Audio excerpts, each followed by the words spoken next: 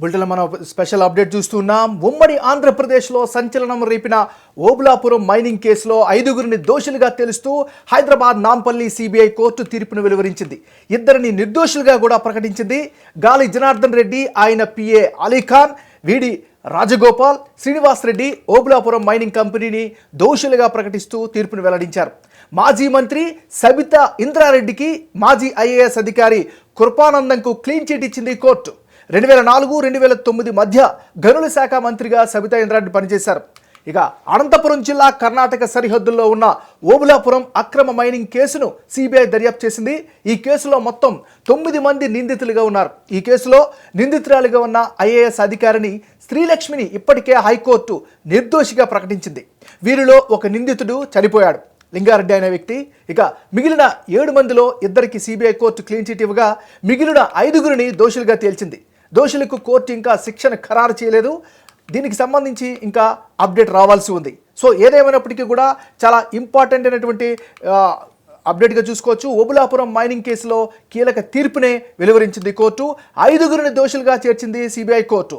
ఇద్దరిని నిర్దోషులుగా ప్రకటించింది. గాలి జనార్దన్ రెడ్డికి 7 ఏళ్లను జైలు శిక్షను ఖరారు చేసింది. మరోవైపు మాజీ మంత్రి సబితా ఇంద్రారెడ్డికి క్లీన్ చిట్ ఇచ్చింది.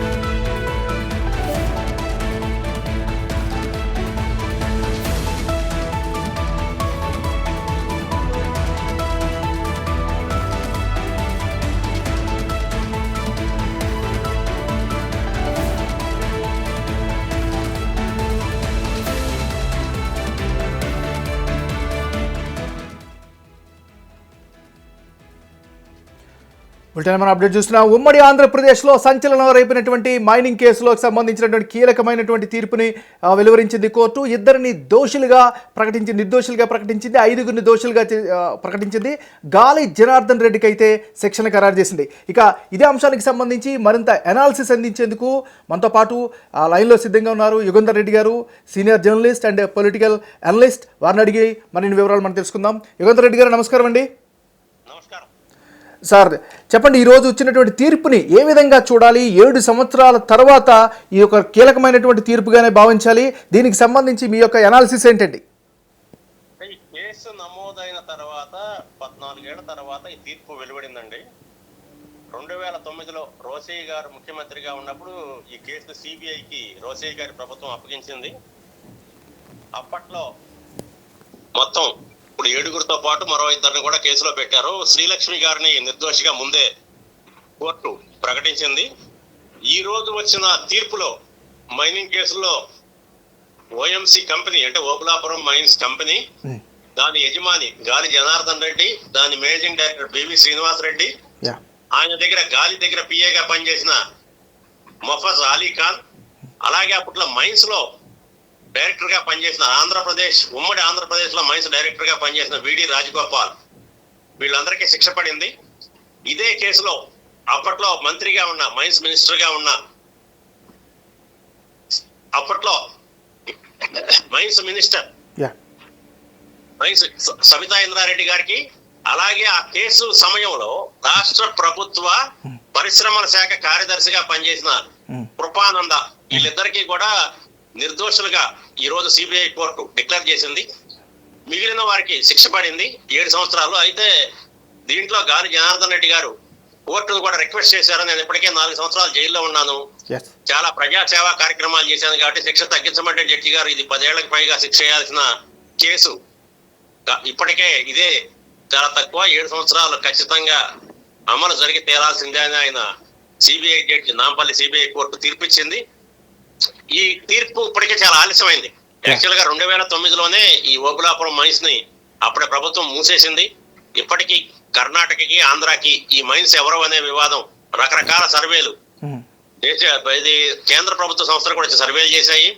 దాదాపు 884 కోట్ల రూపాయల ప్రజాధనం దీంట్లో వృధా అయింది.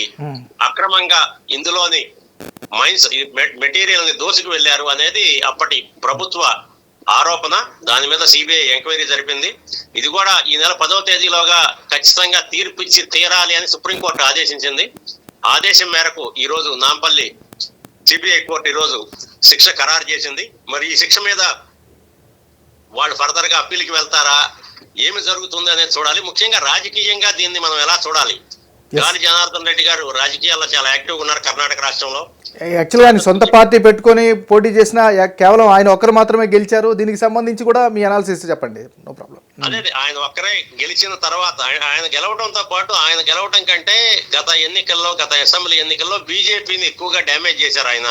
కరెక్ట్. బీజేపీ కూడా ఆ డ్యామేజ్ గుర్తించి మళ్ళీ ఆయనకి సన్నిహితంగా ఆయన దగ్గరికి తీసుకునే ప్రయత్నం చేసింది.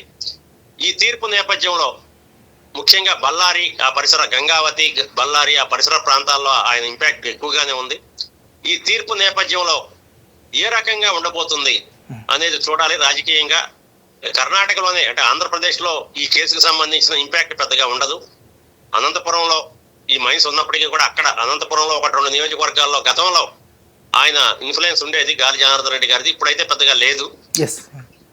కర్ణాటకలో ఏ మేరకు ఉండబోతుంది ఇది ముఖ్యంగా ఆయన బీజేపీతో విభేదించి మళ్ళీ బీజేపీకి దగ్గరయ్యారు కాబట్టి ఈ ఇంపాక్ట్ ఏమైనా బీజేపీ మీద ఉంటుందా, లేకపోతే భవిష్యత్తులో బీజేపీకి కూడా పెద్దగా ఇంపాక్ట్ ఏమీ లేని పరిస్థితి. ఆయన జైలుకి కనుక వెళ్తే ఆయన తరపున చక్రం తిప్పే వాళ్ళు పెద్దగా ఆయన రాజకీయాల్లో ఆయన వారసులు అంటూ పెద్దగా ఎవరూ లేరు. ఆయన తరపున ఆయన ఏదైతే మెసేజ్ ఆయన ఫాలోయర్స్ కూడా ఆయన ఉంటే ఇంపాక్ట్ ఉంటుంది, కానీ ఆయన లేకుండా పెద్దగా రాజకీయాల మీద ఇంపాక్ట్ అయితే ఉండే అవకాశాలు కనిపించడం లేదు. పైగా కర్ణాటక ఎన్నికలు కూడా ఇంకా టైం ఉంది కాబట్టి దాని మీద ప్రభావం కూడా ఇప్పుడు పెద్ద ఎత్తున ఉండే అవకాశం అయితే ఏం కనిపించట్లేదు. అంటే వ్యక్తిగతంగా ఆయనకి శిక్ష ఖరారయ్యి జైలుకి గన శిక్ష గనక పడినట్లయితే ఖచ్చితంగా ఆయన చరిత్ర అనేటటువంటి ఒక ఊహాగానం కూడా అనుకోవచ్చండి.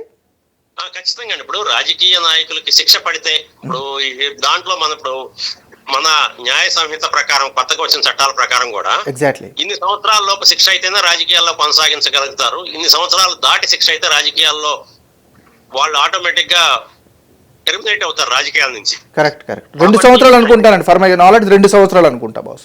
5 సంవత్సరాలు. ఓకే 5 సంవత్సరాల లోపు శిక్ష అయితే ఎలిజిబుల్. 5 సంవత్సరాలు దాటితే ఇప్పుడు దీన్ని ఎలా చూడాలి మనం అంటే పూర్తిగా జడ్జిమెంట్ కాపీ వస్తే కానీ మనం అనలైజ్ చేయలేము ఎటువంటి శిక్ష పడింది, ఏ సెక్షన్ దీంట్లో ఉన్నాయి అవన్నీ చూస్తే తప్ప మనం చెప్పలేము. ఏది ఏమైనా గాలి జనార్దన్ రెడ్డి గారి ఆయన వాళ్ళు ఒకటి కూడా చెప్పారు, నా వయసు కూడా అయిపోయింది, నేను సేవా కార్యక్రమాలు చేశాను, కాస్త కనికరం చూపండి అని కోర్టుని రిక్వెస్ట్ చేశారు.